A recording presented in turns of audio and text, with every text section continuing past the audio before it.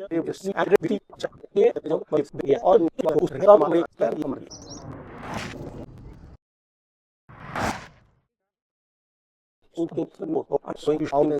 Point, reaction time. अब ये जो वीडियो आपने देखा है, in this we were prepared to brake at a particular point. जोर जोर से बोल के लोगों को स्कीमें बता दे। So while I was driving I knew I have to brake at this point, but normal जब आप ड्राइविंग कर रहे हो ये होता है नहीं। आप ड्राइव कर रहे हो, आपका ध्यान 100% एक ही जगह नहीं होता। हो सकता है आप रोड के राइट साइड पर देख रहे हो और प्रॉब्लम लेफ्ट साइड से आ जाए, एकदम इधर से कोई भागे। आप दूर देख रहे हो, साइड से कोई बस आ जाए। क्रॉस रोड्स, इधर से भी कोई आ सकता है, इधर से भी कोई आ सकता है। और जब तक आप वो रियलाइज करते हो, आपका रिएक्शन टाइम बढ़ जाता है। तो अगर पिछली इक्वेशन में मैं जाता हूँ, मोटा मोटा मैंने कैलकुलेट किया था, पहली बार जब मैंने 50 पर ब्रेक की थी, मेरा रिएक्शन टाइम 2 से 3 मीटर था और 6 मीटर में हम रुक गए 50 पर। So actual braking distance 3 metre था।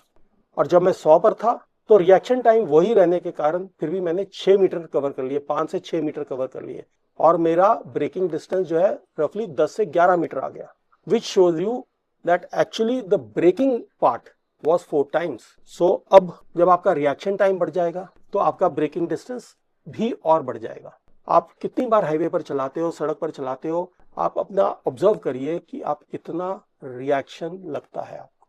कितनी बार आप इमीडिएटली देख लेते हो चीज को और कितनी बार एकदम साइड से गाय आ गई, कुत्ता आ गया, या आदमी ने साइड जो सेंटर स्ट्रिप होती है उसमें से स्टेप इन कर दिया। मोटरसाइकिल वाले अक्सर क्रॉस कर जाते हैं। आप कितने वीडियो देख सकते हो यूट्यूब पर, मैं ट्राई करता हूं कुछ यहाँ लिंक कर दूं तो ठीक है, नहीं तो आप अपने आप देखिए कि आपके कारण एक्सीडेंट नहीं होता जरूरी, मगर आपको एक्सीडेंट अवॉइड आपको करना पड़ता है। What are you looking at? What? What are you looking at? Initiation किसी और के कारण है, मगर अवॉइडेंस आपके हाथ में होनी चाहिए। So reaction time to reduce the risk and increase your safety. अब रिएक्शन टाइम हर समय कोई ड्राइवर ऐसा नहीं होगा, एक्सेप्ट फॉर जो F1 चला रहे हैं या जो रैली में चला रहे हैं, नॉर्मल रोड ड्राइविंग में कोई ड्राइवर ऐसा नहीं होगा जो 100% रिएक्शन टाइम इंस्टेंट देगा। अच्छे से अच्छा ड्राइवर लॉन्ग डिस्टेंस में, कोई आप बात कर रहे हो अपने साथ पैसेंजर से, रेडियो स्टेशन चेंज कर रहे हो, कॉफी का सिप ले रहे हो, कुछ भी कर सकते हो। So your reaction times increase. So be aware of this कि जब आप ड्राइव कर रहे हो, सेफ्टी के लिए रिएक्शन टाइम कम कैसे रखना है, दूसरी एक्टिविटीज में नहीं इंडल्ज करना है, कंसंट्रेट रोड पर करना है, या अप्रोप्रिएट स्पीड स्लो कर लीजिए। मैं ये नहीं कह रहा कि आप पानी भी मत पिए, मगर उस वक्त स्पीड स्लो कर लीजिए। चलिए 3 चीजें बोल दी हमने। चौथी चीज, अब इसको कहते हैं एंटिसिपेशन, और आपको सोचना है कि आगे क्या होने वाला है। अभी बहुत ड्राइवर मैंने देखे हैं कि वो ओवरटेक कर रहे हैं या किसी के पीछे चल रहे हैं, वो सिर्फ अगली गाड़ी तक अपनी नजर रखते हैं। इसका रिजल्ट क्या होता है? अब वो गाड़ी वाले ने ब्रेक मारी तो आपने ब्रेक मार ली, मगर अगर आप बहुत पास हो तो टक्कर लग गई। अगर आपका रिएक्शन उसके रिएक्शन पर बेस्ड है और उसने लेट रिएक्शन किया तो हानि किसकी होने वाली है? आपकी भी हानि होने वाली है। उसकी हानि होती है नहीं होती वो प्रॉब्लम नहीं है, प्रॉब्लम है आपको अपनी हानि से बचना है। You have to save yourself, you have to save yourself, your vehicle, your people, your passenger, your family. So anticipation means looking far ahead. Look 2 cars beyond the cars ahead of you, 2 trucks beyond that। और अगर आप सामने से देख रहे हो कुछ हो रहा है तो पहले ही एंटिसिपेट करो। अभी मैंने पिछले पॉइंट पर एक आपको बोला, ठीक है, आप पानी पी रहे हो, थोड़ा स्लो डाउन कर लो। एक छोटी सी और एंटिसिपेशन आप कर सकते हो, राइट लेन में ना चलकर मिडिल लेन या लेफ्ट लेन में चल लो, आपको रिएक्शन टाइम और मिल जाएगा। थोड़ा स्लो डाउन हुए, थोड़ा मिडिल लेन में आ गए या लेफ्ट लेन में आ गए, आपको राइट से कोई ट्रैफिक आता है, कोई बीच में एकदम क्रॉस करता है, उससे टाइम मिल जाएगा। और आजकल ऑलमोस्ट सारी रोड्स में लेफ्ट शोल्डर होता है। अगर शोल्डर नहीं है तो yes, come to the middle of the road, slow down. अगर छोटी रोड है जहां वहां वैसे भी आप तेज नहीं जा रहे, वहां मिडिल में हो, अगर और कोई ट्रैफिक नहीं है, मगर आप एकदम साइड पर चल रहे हो और डेंस बुशेस है साइड पर, then you better stop and take that break of coffee और वाटर और व्हाटएवर। अभी मजा आएगा ना भिड़ो। So anticipation and the road, जो सड़क है, जो सड़क की विड्थ है, उसकी स्पीड लिमिट क्या है, किस स्पीड पर चल रहे हो, उसके मुताबिक आपको अपनी एंटिसिपेशन एडजस्ट करनी पड़ती है। और स्पेशली अगेन रिमाइंडिंग यू कि आप एक गाड़ी आगे मत देखिए, अपने से अगली गाड़ी को मत देखिए, अपने से अगले ट्रक या बस को मत देखिए, ब्लाइंडली फॉलो मत करिए। आप रोड को आगे तक देखिए, दूर तक देखिए। अगर ब्रेक मारती है तो पहले स्लो डाउन होना शुरू हो जाए ना, फ्यूल एवरेज तो बढ़ेगी बढ़ेगी पैसा ही पैसा होगा। और आप सेफ्टी भी बढ़ाओगे। ऐसी काफी सारी छोटी छोटी चीजें हैं सड़क पर जो आप कर सकते हो। आप ध्यान से देखिए, कई बार रोड पर ना आपको बहुत सारे स्किड मार्क्स दिखेंगे, हेवी व्हीकल्स के, स्पेशली ट्रक्स। इसका मतलब है आगे कुछ ना कुछ प्रॉब्लम है जो बार बार अलग अलग व्हीकल्स ब्रेक लगा रहे हैं। Slow down. एग्जाम्पल देता हूं, बहुत जगह आपने देखा होगा जब सड़क पर जा रहे हैं, you'll see it many times that at end of flyover or beginning of flyover buses will stop to pick up passengers. Absolutely stupid way to do it, but they do. So one is I can rant against it, I can talk to the highway minister, transport minister, authorities to get this practice stopped. But the second part, which is in my control, is that anticipate that yes, there is likely to be a bus stand ahead, there is likely to be passengers running across the road. Slow down. Anticipate. Anticipation is a very important fourth rule of safe driving. Reduce your risks. I'll give you an example. I live in a place near Gurgaon and I often go to Jaipur.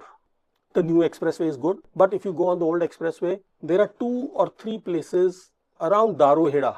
I will not take the name of the industry, but then there's a big industrial unit right on the highway. And if you cross in both the directions, you'll see a lot of skid marks. Why? Because when the factory closes, the workers go across the highway and so many times they have had narrow escape because someone stopped, and accidents also because they are tired at the end of the shift and they do not look properly. The car driver is assuming he'll stop. He is not aware of the pedestrian, and result, problem. Reduce the risk. Anticipate and slow down. Also, many places you'll see unmarked turnarounds. लोगों ने कच्चे रास्ते बना लिए हैं क्योंकि उनका कुछ डिस्टेंस सेव होता है. यहाँ lot of times you'll see this, especially again on highways. There is a side road coming and proper ways for people to go maybe a kilometer or 2 ahead and then take a U-turn. But they will come in the wrong direction to take this small cut. And you'll see lot of braking marks around that cut. Try to understand why those braking marks are there. Try to anticipate, reduce the risk, increase the safety. Okay, I will try and share some more videos on this. But to me, this daily driving on the road, daily walking on the road, daily cycling on the road is the risky activity, and all the users, whether it is pedestrian, cyclist, vehicle user, motorcyclist, everyone has to understand. सबको मालूम होना चाहिए, सबको ये समझना चाहिए कि मैं रोड के रिलेटेड रिस्क अपने कैसे कम कर सकता हूँ. Following traffic rules obviously is there, but sometimes even traffic rules follow करते हुए you cannot escape by saying I was within the speed limit, so what if the pedestrian got killed? Can you do that? No, you cannot. Pedestrian को आपने बचाना है.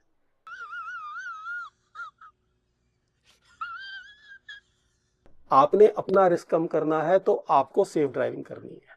You need to control your speed, you need to control your drifts, you need to understand ABS, you need to also be very clear of driving far ahead of there where you are. Last thing, a lot of people talk about this very often in the community which is driving oriented, but normal driver doesn't understand this. You see, your tire, quality of your tire is one aspect. So many times, अभी पीछे Agra rally का अगर आपने episode देखा, the last episode which we have put, or maybe 2 episodes before, we have talked of in the scrutiny we check tire. So many people turn up with no tread on the tire. What happens if there is no tread? क्या होता है जब tyre एकदम घिस गया, थोड़ा सा भी पानी होगा, थोड़ी सी भी डस्ट होगी, टायर का ग्रिप एकदम खत्म हो जाता है, and you lose control either in terms of braking distance which increases or in terms of side swift. This is where tires are important. And this is where safety is also important. See, braking करते हुए सिर्फ tyre में आगे पीछे की force नहीं लग रही. अगर आप टर्न भी कर रहे हो, हाई स्पीड ब्रेकिंग कर रहे हो, कर्व पर ब्रेक कर रहे हो, there is also a lot of side force happening. So the total grip of the tire is not based on just the straight speed. It is also based on side forces. आप high speed turn लेते हो तो आप ऐसे घूमते हो या ऐसे घूमते हो ना, वो क्या है? वो साइड फोर्सेस है. अब टायर को तो नहीं मालूम कि कितनी फोर्स किधर से आ रही है. भाई यहाँ पे क्या हो रहा है, भाई यहाँ पे क्या हो रहा है भाई. वो तो एक सम टोटल ऑफ फोर्सेस का ग्रिप आपको दे रहा है. अब आप बहुत तेज टर्न कर रहे हो और ब्रेक नहीं लगा रहे, तब भी आप स्किड कर सकते हो, क्योंकि टायर तो एक पर्टिकुलर लिमिट तक आपको कंट्रोल देगा, एक पर्टिकुलर फोर्स दे सकता है, उसके बियॉन्ड वो नहीं दे सकता. So when you are driving fast and there are curves in the road, और the roads are wet, or there is dust on the road, you are likely to lose control. Again, awareness.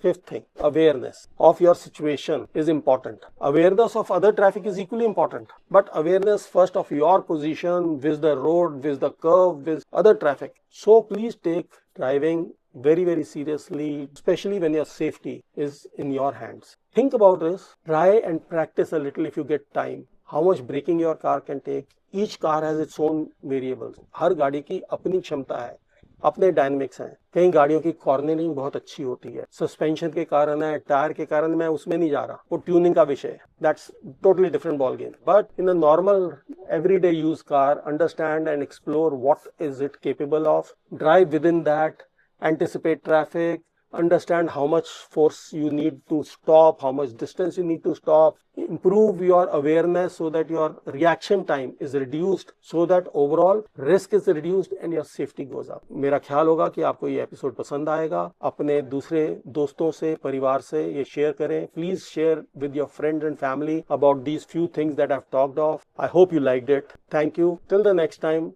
I come back with another episode of Sudev Ka Gyan about my driving journey for the last 50 plus years. See you soon. Bye.